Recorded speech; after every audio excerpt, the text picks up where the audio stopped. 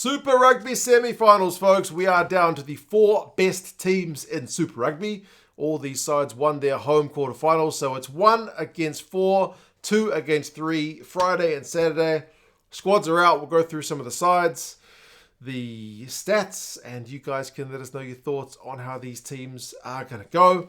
The first game sees the Blues taking on the Brumbies from Eden Park. This is the Friday game, 7:05 p.m. local kickoff, so an evening up here in Auckland. Both these sides, as I mentioned, got through their quarterfinals comfortably enough. The Blues particularly in their first half, the Brumbies particularly in their second, where they kept the Highlanders boys scoreless. You feel like the Brumbies are going to need to channel that energy they had in the second half against the Highlanders when they come here to Auckland, because last time they played the Blues here at Eden Park, it was not their finest outing. They got beaten 46-7. You would probably say without doubt that was the worst Brumbies performance this season. They've been pretty good throughout the season. They have won over here in New Zealand when they beat the Highlanders, but playing up here in Auckland is certainly going to be a different kettle of fish. And the Blues certainly can't afford to be complacent.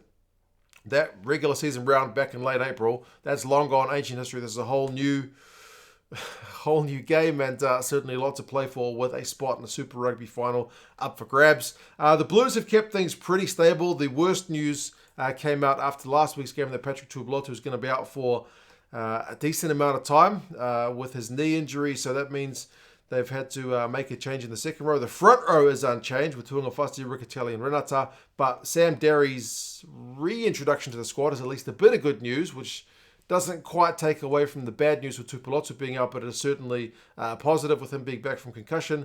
He'll lock the scrum alongside Josh Beer, and the back row is unchanged with Ioane, Papali'i and Sotutu. There's been some good form in that Blues back row. I mean, just last week, Dalton Papali'i led the way with 18 tackles, which is a real captain's knock. Sotutu, we've seen all about his offense this season, tries and assists and carries and whatnot, so they'll be looking to get on top up front.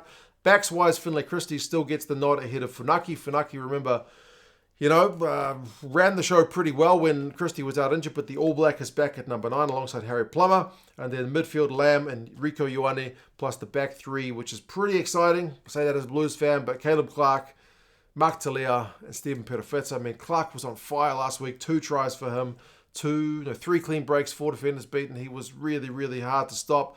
Talea's been doing kind of similar things all year, leads the way in terms of Blues players with defenders beaten, and Perofeta, having him back from injury in the last few weeks, has certainly bolstered the Blues in terms of their depth. Bench is pretty much unchanged. Eklund, Fusitua, Ta'avao, the forward replacements in the front row. Thompson and Choate are going to cover lock and loose forward. Thompson's maybe the least experienced of the guys on the side. I think only having a couple of Super Rugby appearances from the bench, and then Forbes and Funaki, I mentioned, have kind of stepped up to the plate when there have been injuries throughout the Blues season thus far. For the Brumbies, they had some scrum trouble last week. They were under the pump. I think the starting loosehead, Harry Vella, got pinged about 4 times at scrum time, but he's not on the side this week. James Slipper returns to the side at loosehead, so that is a good bit of news for the Brumbies to have a internationally experienced loosehead like James Slipper back in the side. Billy Pollard got a couple of tries last week. He's still there at hooker, and Ala Latoa captains the side from tight head. He's one guy who didn't give away any penalties last week, so he'll be looking to use all that experience at scrum time. Swain and Hooper remain in the second row. Hooper kind of even outdid Papali'i in terms of tackles made last week. He made 19. Valetini continues on at 6. Rory Scott comes in at 7, and then Charlie Cale is there at number 8. Lonergan and Lolosio 9-10, so that's unchanged. Lolosio has really been pulling those strings for the Brumbies this year. You feel like he'll need to kick his goals and take every opportunity away from home. Tua and Ikitau in the midfield. Toole and Muirhead, some real gas on those wings. Muirhead got 2 tries last week. I mean, Toole's the guy that gets talked about with all that gas, but Muirhead was the guy finishing the tries. And then Tom Wright, he is just in the form of a Super Rugby career anyway. 3 clean breaks, 6 defenders beaten last week. Real handful of a player. For the Brumbies on the bench, 6-2 split. Obviously, thinking that the forward battle is going to be potentially where this game is won and lost. So Jerome Brown drops to the bench. Luke Reimer is the other loose forward. The only backs are Sapsford and Goddard. And they've also got Frost, Kautai, Van Neck and Bauer there as well. So yeah, it's a big bit of beef on the bench for the Brumbies. We'll see if that is the difference. James Dolman is the ref for that one. If you want to check out some content before kickoff of these semi-finals, I would recommend checking out the In Their Own Words Season 2 over on NZR+. I'll put a link down in the description.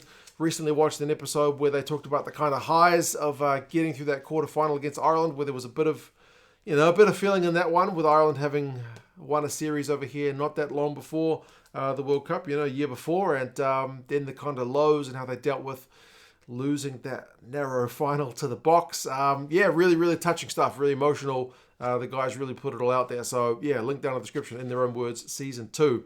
The Saturday semi-final, 4:35 afternoon kickoff, which is cracking stuff for the spectators, Just something special about afternoon rugby. I am a guy who grew up watching afternoon rugby, so it certainly holds a special place in the heart. 4:35 kickoff, 1 against 4, Hurricanes against Chiefs. Both these sides, as I said, kind of similar to the first preview. They did really well in their quarterfinals. Hurricanes particularly big second half. Chiefs particularly big first half. Whoever puts in the 80-minute performance will surely be the one that gets the result this week. Hurricanes have been unlucky to lose Xavier Numia, who's been in cracking form all season, but they kind of counterbalanced that. They lost one of their loose heads. They gained a tight head back with Tyrell Lomax being back, so that is certainly a bit of good news. Raka Stones is going to start in the absence of Lumia on the loose head side, and you still got Almua there, who scored a try last week. He's kind of doing that with regularity at the moment this season. 4 defenders beaten from him. He's been a real handful. Same lock-in duo, and then a little bit of a change in the back row with Brad Shields coming in at 6 from the bench. He's going to captain the side. Lakai and Yose round out that back row. It's really been a fun back row to watch for the Canes this year. Yose in particular with his ball carries. Lakai with the tackles as well. But Yose, 100+ meters last week is nuts. Plus a try to cap it off. Same 9-10 combo with Perenata and Cameron. And then really exciting backline. Ruben Love is back into the side this week. Late scratching last week. He's at 15. Rayasi's been an excitement machine on the left wing.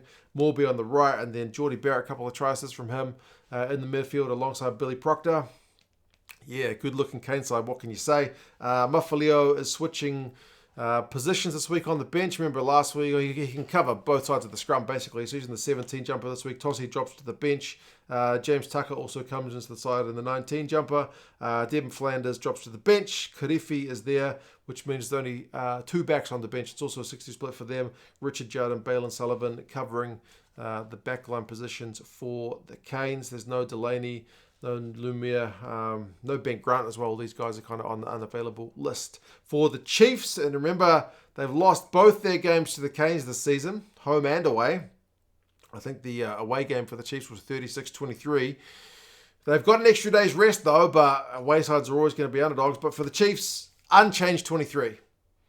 First time I think they said this year they've been able to name an unchanged 23, not just 15, but the bench is the same as well. Taukei'aho, why would you change him? A couple of tries last week. He seems to be kind of finding form at the right time of the season. The back row of Finau, Jacobson, and Satiti has been really impressive as well. Good counterbalance with the Canes back row. Jacobson, 22 tackles as captain last week. Satiti, 76 meters, so his battle up against Yose is also a really interesting one. Ratima and DMAC, the same 19 combo. Narawa, a try and an assist last week on the right wing. Stevenson as well.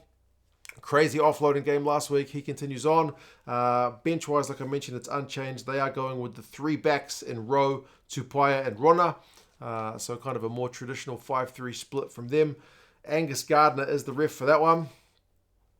Fingers crossed we're not talking too much about the refs at the end of the games because, you got 4 really good sides making the semi-final stage of the competition.